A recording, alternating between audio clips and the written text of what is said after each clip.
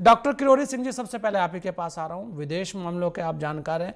वर्तमान की स्थिति में देखा जाए तो विदेश जो हैं आजकल चारों तरफ, उधर रसिया यूक्रेन हो, अमेरिका ने ग्रीनलैंड को भी चेतावनी दे दी है, उधर ईरान के साथ जो हालात बन रहे हैं आपके सामने हैं, और हर जगह भारत की अपनी चिंताएं हैं ईरान को लेकर, खासकर क्योंकि ईरान के अंदर दिन प्रतिदिन स्थितियां बदतर होती जा रही है। रोज वहां पर लोग मर रहे हैं, रोज वहां पर कोई ना कोई बड़ी घटना होती है, रोज ऐसा लग रहा है कि आज युद्ध हुआ, अभी हुआ, बस अभी हुआ। ये जो स्थितियां हैं, इसमें भारत की स्थिति को आप कहां देखते हैं?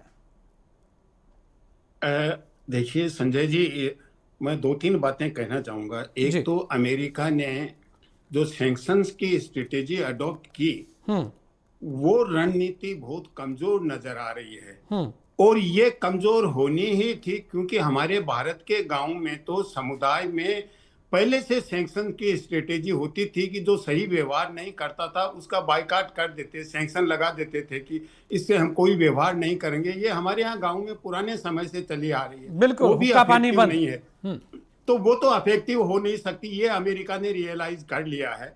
वो रशिया पे लगा के देख लिए, ईरान पे लगा के देख लिए, और लोग देशों पे लगा के देख लिए। दूसरी उन्होंने स्ट्रेटेजी अडॉप्ट की टैरिफ की, वो भी ज्यादा सफल नहीं हुई है, क्योंकि जिन देशों पे ज्यादा टैरिफ लगाया उन्होंने अपने व्यापार को डाइवर्ट कर दिया दूसरे देशों के साथ, और बाइलेटरल फ्री ट्रेड एग्रीमेंट करने लगे दूसरे देशों के साथ। तो उससे भी अमेरिका को थोड़ा बहुत फायदा तो हुआ, लेकिन बहुत ज्यादा फायदा वो एक्सपेक्ट कर रहे थे और दूसरे देशों को झुका देंगे अमेरिका के सामने, वो नहीं हुआ है। तो अमेरिका की ये रणनीति सफल नहीं रही, और अब अमेरिका अडॉप्ट कर रहा है डायरेक्ट इंटरवेंशन की, चाहे वो वेनेजुएला हो, ग्रीनलैंड हो, ईरान हो, नाइजीरिया में ऑलरेडी किया है। तो इस तरह की रणनीति अपनी जो सुपर पावर स्टेटस है उसको असर्ट करने के लिए कर रहा है। जहां ईरान पे स्पेसिफिक है, वहां मुझे लगता नहीं कि अमेरिका डायरेक्ट इंटरवेंशन करेगा। अमेरिका के तीन इंटरेस्ट हो सकते हैं वहां। एक तो यह है कि वो मिडिल ईस्ट में अपना प्रभाव जमाना चाहता है, दूसरा यह कि ईरान के तेल पे कब्जा करना चाहता है, जो अमेरिका की पुरानी स्ट्रेटेजी है। 1953 में भी जिस तरह से हटाया वहां के प्राइम मिनिस्टर को और पहलवी रिजीम को रीस्टेब्लिश किया, तो ये तो अमेरिका की पुरानी स्ट्रेटेजी है।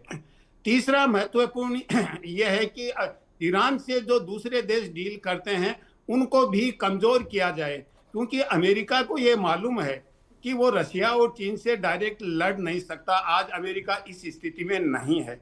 तो जो रशिया और चीन के ज्यादा नजदीक हैं, चाहे वो वेनेजुएला हो, ईरान हो, तो उनको रशिया और चीन के दोस्तों को अलग करने की रणनीति है। नहीं, मैं डॉक्टर किरोड़ी सिंह जी, आप देखिए बहुत बड़ी चीजें आप बता रहे हैं।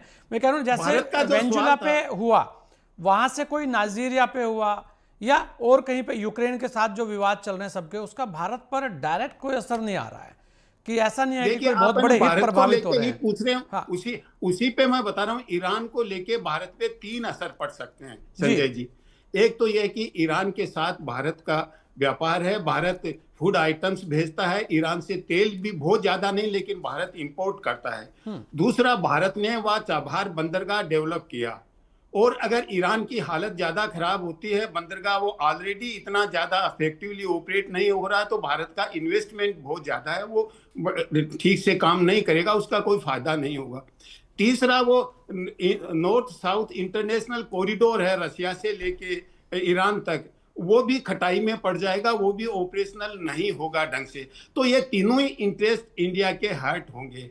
जो और इनडायरेक्ट इंटरेस्ट हर्ट होगा वो मिडिल ईस्ट में इंडिया का बहुत कुछ स्टेक्स पे है।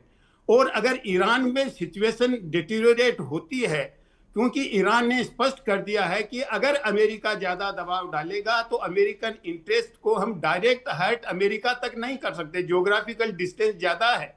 लेकिन जो मिडिल ईस्ट में अमेरिका के अड्डे हैं, इजराइल है, उनको निश्चित रूप से वो अटैक करेंगे, तो पूरे मिडिल ईस्ट में अशांति हो जाएगी। और भारत का मिडिल ईस्ट से व्यापार भी है, और इंडियन लोग भी वहां बहुत रहते हैं, जिससे बहुत ज्यादा फॉरेन एक्सचेंज भारत में आता है, रिमिटेंस बहुत आता है। तो इनडायरेक्टली भारत का जो मिडिल ईस्ट में स्टेक है वो भी नेगेटिवली इम्पेक्ट होगा। तो तीन तो ईरान में डायरेक्ट अफेक्ट हो रहे हैं, और एक जो इंटरेस्ट है वो मिडिल ईस्ट में जनरल इंटरेस्ट है वो भी अफेक्ट होगा अगर ये सिचुएशन डिटीरियोरेट होती है तो। ओवर संजय।